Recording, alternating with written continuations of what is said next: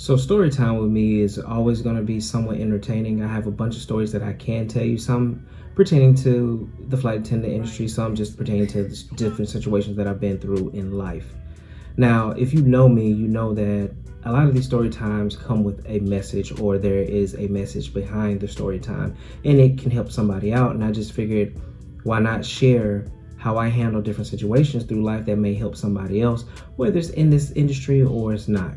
So this is why I'm coming up with this story time series, just for that, just to be something creative, to let the audience get to know me without me saying, hey, I like this, or I like this, or I like this, or this is me, this is me. So story time is my creative way of letting, especially my older followers and my new followers, to know a little bit about me. So without further ado, we're going to get into this story time. And I know if you read the title, you're like, what's really going on?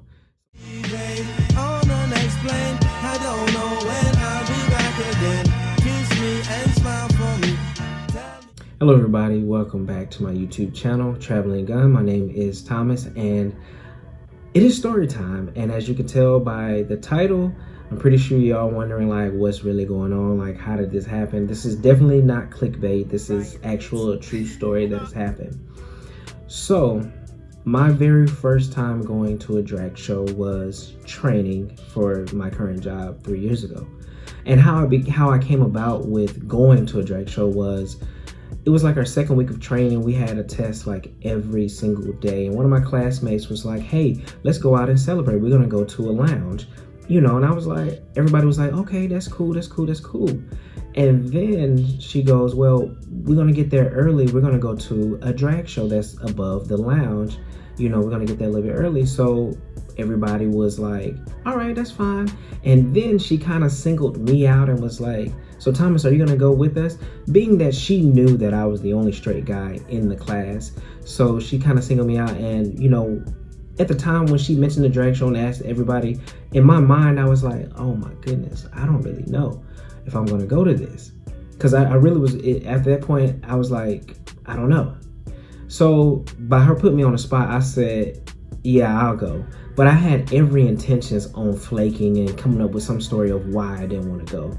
So as we going back to the hotel from training, we stopped in the lobby. Everybody was getting the details of like, let's meet down here at such and such time so we can get the van to go to the mall and we can get on the train and go downtown. So as I'm going up to my room and I'm thinking like, do I really, want to go? And then I started having this little talk with myself. I was like, why not? You know what I'm saying? You're going with your classmates. And then I didn't want to be that guy that never did anything with my classmates. And you kind of want to build that bond and that camaraderie, even though my class already had that prior to coming to training, because one half of our class, we did our training, not our training, but our interview together. So we already had a kind of like a rapport with everybody because we talked while everybody was going into an interview one-on-one. And then the other half of my class, they had their, group interview together. So they had a rapport, and then we all just came together, and it was kind of like we all meshed well together. So I didn't want to be that guy. So I was just like, you know what? I'll go. So I ended up going, and, I'm not knowing what to expect, what to see, anything like that. So I have no idea what I'm getting myself into at this point. And as we were walking up the steps, all these different things were just kind of going through my mind all at once, just random things. And I can't tell you exactly what they were. I just know that it was just random thoughts that was going through my head. And as we walk up, I'm just peeping out the scene and everything like that. And I noticed that there's like a bunch of men sitting down front. They had stacks of money. And I'm like, what's really gonna happen to stacks of money? My mind immediately equates to like strip club. That's the only place I've ever seen somebody that has stack of money like that. Although I don't frequent strip clubs, but I'm just saying, you know what I'm saying? But it was one of those things like, okay, what have I got myself into? So me and my class sit off to the side. And a few minutes later, the host of the show comes out, and I'm just like, what's really going on here? So the host of the show was super tall. He was like 6'4". He had like this Moulin Rouge type dress on and was just very, very colorful. and flamboyant. And you know, me, I'm just sitting there just like, okay, what have I got myself into? And you know, it's just all those things. And then the show starts. That's when my facial expressions just went crazy. Like, I'm just like, and it was the men downstairs, down in the front, were like actually giving money to the different people that were walking down the stage doing their little show. So intermission comes, and my classmates thought it would be fun to have the host come over there to mess with me. So the host comes over, they got the host's attention to come over to mess with me. They put the spotlight on me. So, you know, the host asked me, hey, what are you doing here? You know, I said, I'm here with my coworkers. And I showed them my coworkers here. And he was like, where are you from? I was like, I'm from Atlanta. And he goes, I like Atlanta. The boys like to play down there. And I immediately dropped my head. And I should have known that was coming, because Atlanta is always going to be at the butt end of a joke like that, figuratively, not literally. And I just dropped my head. The show continues to go on, and you know, as it goes on, I was just like, you know, kind of just taking it all in for what it was. And at the end of the show, it was entertaining at best. You know, for me, it was like entertaining, and it was funny. And the host was an amazing host. If I'm just judging host off hosts that I've seen before. And so me and my classmates go downstairs to the lounge, and I get me a drink and I sit down on the couch. And one of my classmates sat down next to me, and she said, I didn't think you was gonna come. And I kind of looked like, like I was offended, but in a sense, I really wasn't gonna go in the first place. And I said, why you say that? She said, because for one, you're the only straight guy in our class. And you know how most straight guys have this little macho thing about, doing somehow, or an image of how this look and how that would look to them. And I was just like, no, I'm comfortable with my sexuality. I know what I like and I know what I don't like. And she told me, she said, the fact that I came with them and went to that, she looked at me in a whole different light and didn't really go into details about it. But that was the end of the story. That was my very first time at a drag show.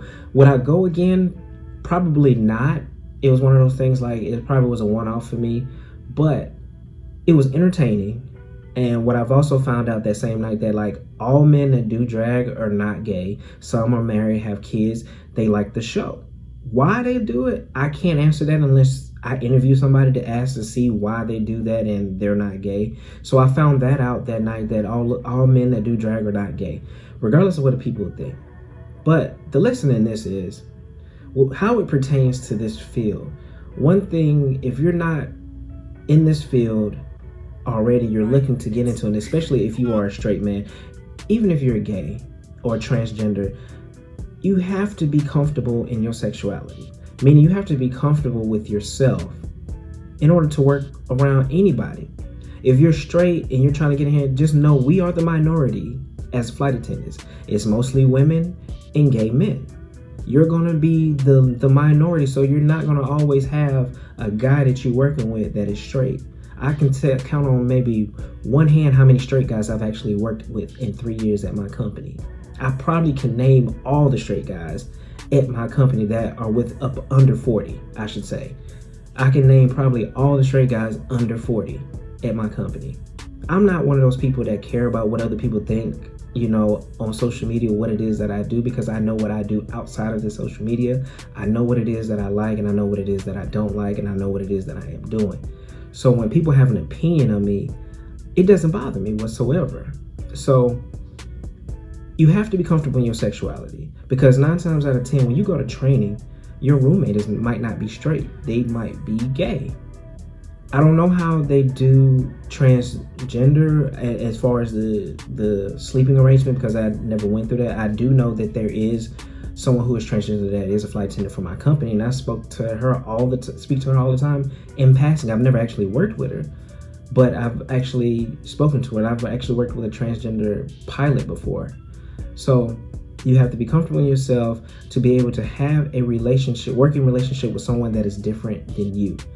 Even if you are gay or transgender, you have to be yourself and not be afraid that you're going to offend somebody because they're straight, or you don't know if they're going to be homophobic. Be you. One thing that I know about almost every airline in the United States, diversity is a part of their mission statement. That's one thing I can say. Diversity is a part of their mission statements. And I wanted to share this story. I even thought about not sharing this story, but I wanted to share this story for the simple fact of it lets people know about me, and it lets other people know that, hey, you can still be straight and do certain things that, you know, that might not be taboo according to the world, because you have to live your life. Like I said, by me going there with my classmates to build camaraderie with my classmates in training, that does not define me. Or just because I'm cool with someone that is gay, that does not define me. That doesn't mean I'm gay. I can be cool with anybody. You know, if we have something in common, we have something in common. It doesn't matter. At the end of the day, everybody is human beings, in my opinion. And if I click with you, we can be cool. Because that's like me saying a friend of mine that I grew up with, he came out when we was in college. What am I supposed to stop being his friend because he came out? And I've been friends with this guy since I was like 5 years old. The world is messed up to think like that. You know, I want to say this too. I'm not trying to leave the women out. I can't really speak on that because I don't know that side of it, because I'm not a woman. So I don't want to think I'm leaving anybody out. But I can only speak from my perspective as a man, and, you know, my dealings with this industry and things like that. So I know I can ramble, and I'm sorry that this story time went a little bit longer than what I really wanted to, and maybe I kind of got sidetracked, but there was a message in this. And the message is, you have to be comfortable with you. And this doesn't have to be in this industry. It can be in life, period. You have to be comfortable with you and who you are in order to live in this world and live comfortably. But I'm gonna end the video there because I can go on and on and on, and I feel myself doing that. But this was my story time. I hope you all enjoyed it. There will be more story times. If you have any questions or any concerns or whatever it is, leave your comments below. If you're new here, hopefully I didn't lose you. Make sure you subscribe if you are new. Hit the thumbs up. Until next time, I'm out.